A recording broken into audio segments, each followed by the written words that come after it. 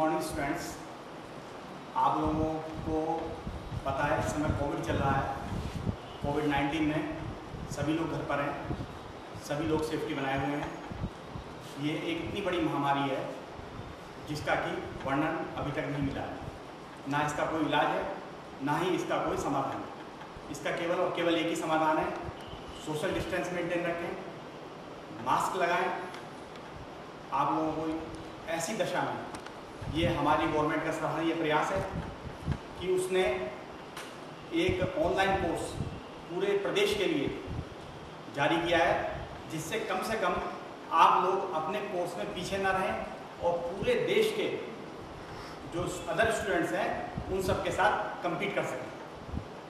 ये एक महत्वपूर्ण प्रयास है गवर्नमेंट का। और अब जब आप कुछ समय से ये पढ़ रहे हैं तो आपको ये भी महसूस हो रहा होगा कि जो आगे आने वाला भविष्य हमारा है वो केवल और केवल ऑनलाइन क्लासेस का होने जा रहा है। आप ऑनलाइन क्लासेस में पूरे विश्व से जुड़ रहे हैं, पूरे विश्व की यूट्यूब आदि पर पूरे विश्व की जो प्रेजेंटेशन है वो देख रहे हैं। तो ये आपको एक बेहतरीन अपॉर्चुनिटी हमें कोविड-19 ने प्रोवाइड की है और गवर्नमेंट ने उसे हमारे लिए प्रस्तुत किया है। तो आप लोग सोशल डिस्टेंसिंग मेंटेन रखते हुए भी अपनी पढ़ाई को कोई नुकसान ना पहुंचाएं, ऐसा पर्पस और ऐसा उद्देश्य हमारी गवर्नमेंट का रहा। तो मैं आशा करता हूं कि आप लोगों को सभी को ये उद्देश्य पसंद आया होगा। आप लोगों को एंजॉय कर रहे होंगे, फ्री फील कर रहे होंगे और पढ़ रहे होंगे। ये बहुत ही महत्वपूर्ण बिंदु है। आप फ्री हैं, पढ़ रहे हैं, घर में बैठे हैं, कंफर्ट लेवल पर, कहीं ट्रांसपोर्टेशन नहीं करना है, आना जाना नहीं है, वो भी समय आप अपना पढ़ाई के लिए डिवोट कर सकते हैं। और मैं अपने समस्त शिक्षक बंधुओं की तरफ से गवर्नमेंट को धन्यवाद दूंगा कि उन्होंने ऐसी परिस्थिति में भी हमारी मान रखा है और हम लोगों को ये प्रेरित किया है कि हम बच्चों से जुड़ें और बच्चों से उनके क्वेश्चंस के बारे में, उनके आंसर्स के बारे में डिस्कस लगातार करते रहें। और जैसे जैसे आप लोग अपनी समस्या बताएंगे उसी प्रकार से ये जो प्रोग्राम है वो उसी हिसाब से चेंज होता चला जाएगा। ठीक है, मैं आपका मैथ कोऑर्डिनेटर विनय कुमार आज आपके सामने जो एक चैप्टर नया मैथमेटिक्स का लेने जा रहा हूँ वो है कंटिन्यूटी एंड डिफरेंशिएबिलिटी। चलिए, कम से कम ये पहला ऐसा चैप्टर है जिसमें कि आप लोगों को खुशी होगी कि आप लोगों का कुछ पढ़ा हुआ है, आप इस चैप्टर से पहले से परिचित हैं और जो आपने 11वीं क्लास में पढ़ा है उसका कहीं ना कहीं इसमें एप्लीकेशन है। आप इस चैप्टर को रिलैक्सिंग मोड में पढ़ेंगे, बिल्कुल रिलैक्स, आराम से समझिए। सब पढ़ा हुआ है आपका इस चैप्टर का और नई चीज़ें जो हमें मिलेंगी वो हम आगे चलेंगे। चैप्टर का नाम है, चैप्टर 5 है मैथमेटिक्स की जो NCERT की बुक है उसका 5th चैप्टर है, फर्स्ट पार्ट का, कंटिन्यूटी एंड डिफरेंशिएबिलिटी। तो जाहिर है ये डिफरेंशिएबिलिटी, ये डिफरेंशिएबल कहीं ना कहीं आपका पढ़ा हुआ है। आइए देखते हैं इस चैप्टर में हम क्या सीखेंगे, पहले ये समझ लेते हैं ताकि हमारा फोकस उन्हीं बिंदुओं पर रहे जहां हमें जाना है। What will be learn after completing this chapter. देखिए, दो नई चीजें हमारे पास इंट्रोड्यूस होंगी इस चैप्टर के लास्ट में। First thing is exponential function, ये अभी आपका प्रॉपर्ली इंट्रोड्यूस नहीं है। इसकी लास्ट एक्सरसाइजेज हैं उसमें आप जो है एक्सपोनेंशियल फंक्शन करेंगे और लॉगरिथमिक फंक्शन करेंगे। लॉग आपने पढ़ा है 9th क्लास में लॉग के आपने बहुत सारी प्रॉपर्टीज पढ़ी हैं, वो इंट्रोड्यूस होंगी। और इस लॉगरिथमिक फंक्शन के सहायता से हम जो आपने 11वीं क्लास में डिफरेंशियल किए हैं उन्हें हम यहाँ डील करेंगे और इजी वे में डील करेंगे। Next, this chapter is about, इस चैप्टर में क्या क्या है।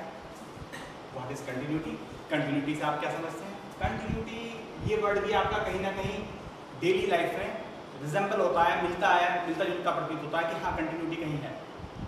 डिफरेंशिएबिलिटी, ये डिफरेंशिएबिलिटी का ये वाला पार्ट आपको 11th क्लास का रिजेंबल होता मिल रहा है, डिफरेंशिएशन। और relation between them, if any, अगर इनमें कोई दोनों में रिलेशन है तो क्या है, नहीं है तो कोई बात नहीं, अगर है तो क्या है, ये हम नेक्स्ट। हाँ, अब आप आइएगा, ये आपका जाना पहचाना परिचित विषय। सबसे पहले हमने 11वीं क्लास में पढ़ा है सीमा एवं स्वतंत्रता का चैप्टर पढ़ा है, सीमा, लिमिट। उसमें हम क्या करते हैं, लेफ्ट हैंड लिमिट कैलकुलेट करते हैं, राइट हैंड लिमिट कैलकुलेट करते हैं, ये दो लिमिट कैलकुलेट करते हैं, तो ये हम यहाँ भी कैलकुलेट करते हैं। यहाँ पर जो कंटिन्यूटी है वो इसका extension. Dealing with indeterminate form, ये भी आपने 11th क्लास में पढ़ा है। देखिए indeterminate form 0.0, infinite upon infinite, infinite minus infinite, सारी इंडिटरमिनेट फॉर्म होती है जिनकी वैल्यूज हम कैलकुलेट नहीं कर पाते हैं। जैसे 1 की पावर हम जानते हैं कि 10 की पावर इनफाइनाइट इनफाइनाइट होगा, लेकिन 1 की पावर इनफाइनाइट इनफाइनाइट नहीं होगा। ये सब इंडिटरमिनेट फॉर्म है, इन्हें हम डील किए हैं 11th क्लास में। और सबसे इंपॉर्टेंट एक चीज़ मैं आपको यहाँ इंट्रोड्यूस और कराना चाहूँगा, ये इन्फिनिटी।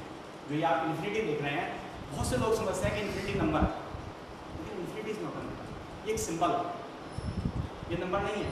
इन्फिनिटी क्या है एक्चुअली हम नहीं जानते। ये सिंबल है एक बहुत बड़ी संख्या जिससे हम जो हमारे लिए अननोन है उसे रिप्रेजेंट करने के लिए। और लेकिन इन्फिनिटी को जानता कौन है? तो बी प्राउड, हमारे great mathematician Ramanujan, he is the only person who knows infinity, और उनके ऊपर एक बुक लिखी गई है the man who knows infinity. Infinity ये भी इंडियन कंसेप्ट है, रामानुजन ने इंट्रोड्यूस किया। 36 की एज में उनको डेथ हो गई उनकी, उसके बाद उन्होंने इतना जो है पूरे मैथमेटिक्स को उलट पुलट करके रख दिया, the man who knows infinity. तो infinity is not a physics, is not a number, it is a symbol. आइए देखते हैं, हम एक फंक्शन देखते हैं। एक फंक्शन है fx। जब x की वैल्यू 0 से बड़ी या 0 के इक्वल लेते हैं, पहले हम 0 से बड़ी की बात करते हैं। जब x की वैल्यू 0 से बड़ी लेते हैं तो fx की वैल्यू 2 होती है। तो 0 से बड़ी कितनी भी ले सकते हैं? 1 2 3 4 5 1.5 1.1 1.2। तो ये स्ट्रेट लाइन ग्राफ हमें मिलता है 2 पर। और जब 0 होता है तभी 2 पर, x = 0 पर। ऑन द अदर हैंड, दूसरा जो इसका डिस्क्रीट फंक्शन का है, x जब 0 से छोटा है या 0 के बराबर है तो इसकी वैल्यू होती है 1। 0 से छोटा जब हम x लेते हैं तो इस तरफ मूव करते हैं, तो ये हमारे एक स्ट्रेट लाइन ग्राफ जाता है। हम इजीली देख सकते हैं कि this function is not continuous, यह फंक्शन सतत नहीं है। ये फंक्शन सतत नहीं है। क्यों नहीं है? क्योंकि देखिए x = 0 पर जब हम पहुंचते हैं तो यहाँ पर इस फंक्शन का मान 1 है और यहाँ पर फंक्शन का मान 2, यानी ये फंक्शन यहाँ से यहाँ पर डायरेक्ट जंप करता है। अगर हम कंटिन्यूटी को एक रफ लैंग्वेज में सिंपली समझें तो हम कंटिन्यूअस उसे कहेंगे जिसका हम ग्राफ खींचते समय पेन ना उठा सकें, उठाने की आवश्यकता ना पड़े। पेन एक जगह टिकाया और उसे खींचते चले गए, तो वो अगर हमारा खींचता चला जाता है, पेन उठाने की जरूरत नहीं पड़ती, तो वो हमारा कंटिन्यूअस फंक्शन। यहाँ पर क्या होगा कि जब हम यहाँ चलेंगे और यहाँ से हम जब फंक्शन को आगे बढ़ेंगे तो हमें पेन उठाकर यहाँ रखना पड़ता। This is not continuous. ये सब चीज जाना पहचाना आपका एक टॉपिक है। आइए देखिए, अब देखिए ये यहाँ क्या है कि ये फंक्शन यहाँ से यहाँ तक जा रहा है, लेकिन यहाँ पर ये टूट रहा है, अलग हो रहा है। अभी भी अगर हम इसका ग्राफ खींचना चाहेंगे तो हमें यहाँ पर इस बिंदु पर आकर ये हमें पेन उठाना पड़ेगा। This point is called the point of discontinuity, असंतत्यता का बिंदु। तो इस तरह से हम इसको मूव करते हैं। और कंटिन्यूअस क्या है आइए देखते हैं। ये पॉइंट जो है, ये पॉइंट हमने देखा, ये पॉइंट ऑफ डिसकंटिन्यूटी है। इसके बाद देखिए अब ये क्या, ये आपका सबसे अच्छा एग्जांपल है कॉन्टिन्यूअस मूव। आप यहाँ पेन रखिए, मूव करते रहिए पेंसिल को और लास्ट पॉइंट पर ले जाइए कहीं भी आपको पेंसिल। तो in general sense, in very simple language, ये मैथमेटिकल लैंग्वेज नहीं है, in very simple language this is. आइए अब हम इसकी मैथमेटिकल लैंग्वेज भी, यहाँ पर हम दो बातें होंगी मैथमेटिकल लैंग्वेज में। एक होती है बिल्कुल परिशुद्ध मान, परिशुद्ध परिभाषा, वो हम अब यहाँ आपके सिलेबस से बाहर है। एप्सिलॉन डेल्टा परिभाषा कहते हैं, वो इस आपके सिलेबस में नहीं है। हम एक सिंपल डेफिनेशन हम देखते हैं इसकी डेफिनेशन। एक बिंदु पर सततता क्या होती है? एक बिंदु पर सततता देखिए, आपने लिमिट पढ़ी है 11th क्लास में। एक फलन है fx, अगर हमें x = a पर यह सतत होगा। कब सतत होगा? Limit x tends to a fx, अगर उसकी फलन मान के बराबर हो जाए, fa को कहते हैं फलन मान, यानी fx का मान जिस बिंदु पर हमें लिमिट देखनी होती है, जिस बिंदु पर हमें कंटिन्यूटी देखनी होती है, उस बिंदु वो ऐसे होता है। अगर ये बराबर हो जाए तो ये कंटिन्यूटी फंक्शन को हम कंटिन्यूस कहेंगे, सतत कहेंगे। लेकिन आइए से और थोड़ा समझते हैं। हाँ बिल्कुल बिल्कुल, ये जो है ये आप वहीं जा रहे हैं 11वीं क्लास में, ये आपने 11वीं क्लास में सही कह रहे हैं, ये आपने 11वीं क्लास में बिल्कुल लिख दिया। आइए उसी को हम एक्सप्लेन कर रहे हैं। अब एक फलन के सतत, अब हम उसी जो पीछे डेफिनेशन आपको बताई थी उसी को हम एक्सप्लेन करेंगे, उसे हम एलोबरेट करेंगे। देखिए एक फलन fx के x बराबर a पर सतत होने के लिए निम्न बातों का होना आवश्यक। देखिए पहला बिंदु fa का अस्तित्व, मतलब अगर हम fa निकालें तो वो इंडिटरमिनेट फॉर्म ना है, इनफाइनाइट ना है, उसका कोई ना कोई एक ऐसी वैल्यू आनी चाहिए जो हमारी मैथमेटिक्स में एक्सेप्टेबल है, 1 2 1/2 √2 -√2 कुछ भी। लेकिन जो इंडिटरमिनेट फॉर्म है, अनिर्धारित वो है, जैसे 0.0 मैंने आपको बताया था इनफाइनाइट फॉर्म में, ऐसी कुछ। दूसरी चीज़, अब ये आपका पूरा आपने सीमा का परिकलन किया है। Limit x tends to a fx का अस्तित्व को, अब अस्तित्व कब होता है आप याद कीजिएगा 11वीं क्लास की चीज़ें। हाँ बिल्कुल सही है कि ये लेफ्ट हैंड लिमिट निकालते हैं। सबसे पहले हम लेफ्ट हैंड लिमिट में हम ये तो LHL लिख देते हैं, या फिर ऐसा करते हैं एक बिंदु पर देखनी है ना, एक के ऊपर एक ऋण चिन्ह लगा देते हैं। इसका मतलब लेफ्ट से जो x की वैल्यू है वो a को अप्रोच कर रही है, उस पर fx का मान निकालते हैं, आपने 11th में निकाला। राइट हैंड लिमिट राइट से अप्रोच कर रही है, इसे हम limit x tends to a के ऊपर एक प्लस का साइन लगाकर इंट्रोड्यूस करते हैं। चाहे आप ऐसे लिख लीजिए, चाहे ऐसे 100%। इसका अस्तित्व होना चाहिए, और न केवल इसका अस्तित्व होना चाहिए बल्कि दोनों इक्वल भी होने चाहिए। पता चला आपने लेफ्ट हैंड लिमिट निकाली, वो 3 आ गई। जैसे अभी हमने पीछे ग्राफ देखा था, देखिएगा जब हम लेफ्ट हैंड लिमिट निकाल रहे हैं तो ये 1 आ रही है, और जब हम राइट हैंड लिमिट निकाल रहे हैं तो ये 2 आ रही है। तो ये जो है देखिए आपने देखा भी कि ये जो है डिस्कंटिन्यूअस, क्योंकि लेफ्ट हैंड लिमिट का भी अस्तित्व है, 1 की तरफ जा रहा है, राइट हैंड लिमिट का भी अस्तित्व है, 2 की तरफ जा रहा है, लेकिन दोनों इक्वल, वो सुपीरियर। तो फर्स्ट पार्ट में लेफ्ट हैंड लिमिट का अस्तित्व होना चाहिए, राइट हैंड लिमिट का अस्तित्व होना चाहिए, ना केवल हो दोनों बराबर ही, तब हम कहेंगे कि लिमिट एग्जिस्ट होती है। और उसके बाद जो ये लिमिट, ये जो दो वैल्यू इक्वल आई हैं, जिस बिंदु को इक्वल आई है वो ही f है। हम थर्ड पॉइंट में देखेंगे limit x tends to a fx is equal to f। ये 3 स्टेप्स पर हम चलेंगे और हम इनके क्वेश्चंस करते हैं।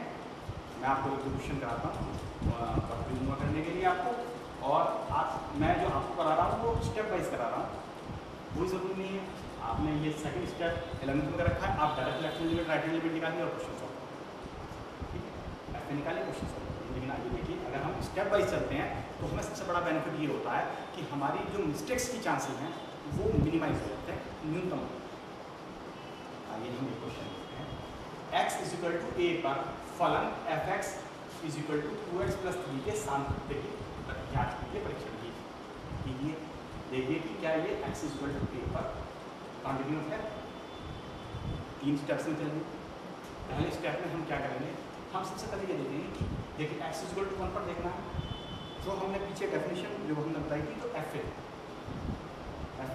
यहाँ a की वैल्यू 1, क्योंकि x is equal to a पर। तो सबसे पहले हम f1 लेंगे,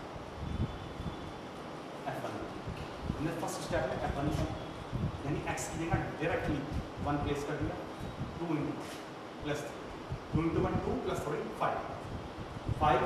this is a real number, you are aware of it, this is a mathematical number, इसलिए हम लिखेंगे f1 का अस्तित्व है। ये दूसरे स्टेप पे देखते हैं क्या आना है।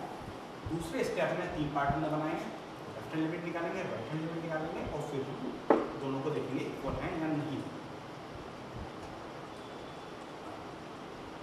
दूसरे का फर्स्ट पार्ट, सबसे पहले लेफ्ट हैंड लिमिट 1 पर निकालेंगे, तो 1 - where x tends to 0, h 0 को अप्रोच कर रहा है, 0 होने ही वाला है 1,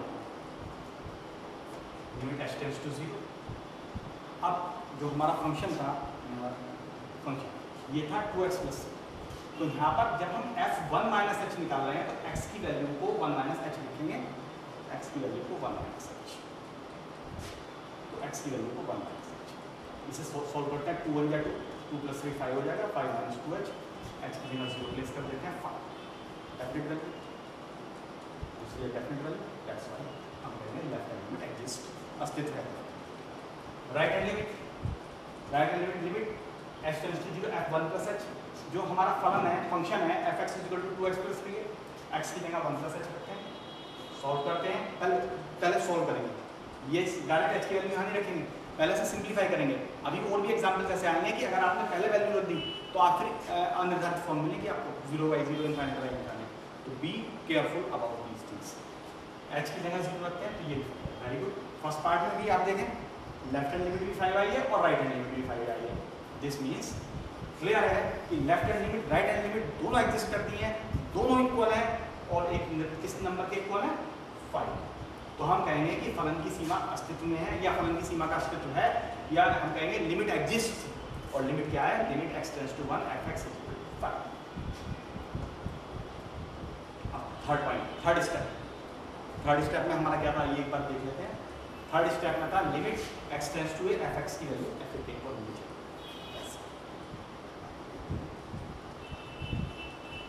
तो थर्ड में हम देखेंगे, फर्स्ट में हमने देखा था जो फर्स्ट पॉइंट था, इसमें हमने देखा था कि fa की वैल्यू 5 है, fa की वैल्यू 5 है। सेकंड के जो थर्ड पार्ट है उसमें हमने देखा था कि ये लिमिट एग्जिस्ट करती है और उसकी वैल्यू 5 है, दोनों इक्वल हो गई, तो दिया गया फलन। This is the simple way to solve the question. आप लोगों ने ये लिमिट निकाली, फर्स्ट ईयर में भी की है, आप उसी मेथड को अपनाएंगे, चरणबद्ध तरीके से अपनाएंगे, स्टेप नहीं करेंगे। ये पेटिशन एक और क्वेश्चन हम देखते हैं इसका, ये थोड़ा सा फंक्शन हमें समझना पड़ेगा। ये फलन fx = modulus x, modulus x की कंसेप्ट 9th क्लास में भी आई है। मॉडुलस को अगर हम एक सामान्य भाषा में कहें तो हम कहेंगे कि ये ऋण चिन्ह होगा, यानी जो मॉडुलस होता है अगर इसके अंदर कहीं ऋण चिन्ह आ गया तो ये उसका भक्षण कर देता है, अर्थात उसे बाहर निकालता है, +1 है। तो मॉडुलस x = 0 पर हमें इसकी संततता पर विचार करना है, बताना है संतत है या नहीं है, ये क्या स्थिति है वो हमें डिस्कस करना है। तो सबसे पहले हम इस फलन को एक विस्तृत रूप से परिभाषित, इसका विस्तृत रूप लेते हैं।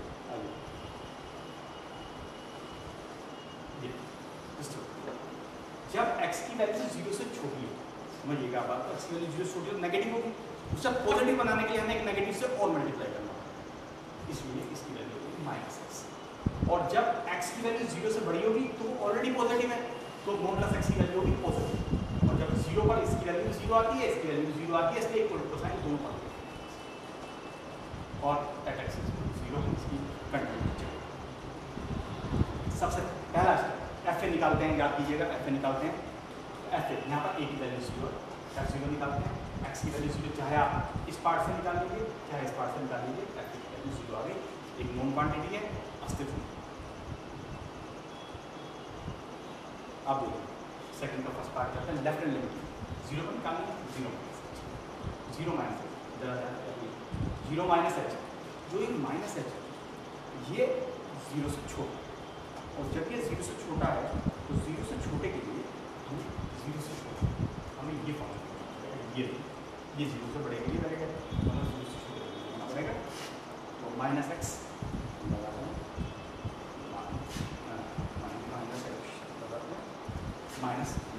-h हो जाएगा, और x की वैल्यू 0 अस्तित्व। राइट हैंड लिमिट निकालते हैं, h + 0 + h, fh हो गया, h 0 से बड़ा है तो सेकंड फार्मूला लगाते हैं, limit h tends to 0 h आएगा, जब h की वैल्यू 0। तो इस तरह से हम देखते हैं कि लेफ्ट हैंड लिमिट का भी अस्तित्व है, राइट हैंड लिमिट का भी अस्तित्व है, और ना केवल अस्तित्व है, दोनों इक्वल भी, दोनों इक्वल भी, left hand limit and right hand limit both are equal. तो हम कहेंगे कि limit x tends to 0 fx = 0, ये आता है। अब थर्ड स्टेप देखते हैं, from 1 and 2 limit x tends to 0 = fx = f0 0। हम हमारी सभी कंडीशंस पूरी हो गई हैं, तो फलन जो है संतत कंटिन्यूअस। ऐसे एक और क्वेश्चन है, क्या फलन fx मॉड प्लस एक्स संतत। यहाँ पर थोड़ा सा ये क्वेश्चन मैं आपको करने के लिए दूंगा। यहाँ पर क्वेश्चन आप देखिएगा, इससे पहला जो क्वेश्चन किया है आपने वो भी ऐसा ही है। आप देखिए इससे पहले ये वाला क्वेश्चन आपने किया था, ठीक है, ये सेम क्वेश्चन नहीं, लेकिन यहाँ पर एक बिंदु दिया हुआ है x = 0 जिस पर संततता का परीक्षण करना है। तो जो ये हमारा क्वेश्चन है उसमें हमें संततता का परीक्षण जो है सारे में सभी में करना है। तो रियल नंबर क्या करना, इस पर कोई बिंदु नहीं है, सारे में करना है, सारे में संततता का परीक्षण करना है। तो यहाँ पर हम 3 केस बनाकर चलेंगे।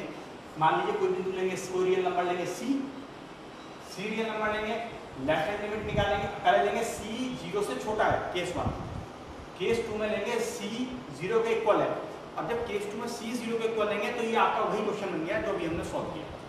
और थर्ड केस लेंगे सी 0 से बड़ा, और तीनों में अलग अलग हम इसे संतत दिखाएंगे। और जब ये तीनों में संतत होगा तो हम कहेंगे कि ये फलन संतत है, और अगर नहीं होगा तो कहेंगे नहीं। तो इस क्वेश्चन का हम कल डिस्कस करेंगे अगले पीरियड में। आज हमने 11वीं क्लास की लिमिट को जो हमने पढ़ी थी उसे थोड़ा एक्सटेंड किया है, और एक्सटेंड करके हम कंटिन्यूटी पे पहुँचे हैं। कंटिन्यूटी में हमने पाया है कि left hand limit right hand limit दोनों इक्वल होंगी तो लिमिट एग्जिस्ट करेगी, और वो फलन मान के इक्वल होगी तो हम कहेंगे कि फलन संतत है। हमने सिंपल वे में भी देख लिया है कि अगर हम एक ग्राफ देखें तो उससे हमें कैसे पता चलता है कि फलन संतत है या असंतत है ना। और हमने ये भी देखा है कि एक बिंदु पर और सभी वास्तविक बिंदुओं के लिए फलन को संतत कैसे किया। तो ये आज हमारा है, कल हम इससे आगे चलेंगे और कल हम उस क्वेश्चन पर डील करेंगे। आज के लिए आपको NCERT क्लास 12 की पार्ट 1 का एक्सरसाइज 5.1 के ये क्वेश्चन अटेंड करना है। देखिए 1 to 12, 1 2 5 6 7 8 9 10 आपको ये क्वेश्चन करने हैं। और आज के लिए इतना ही, थैंक्स, और stay home stay safe, thank you.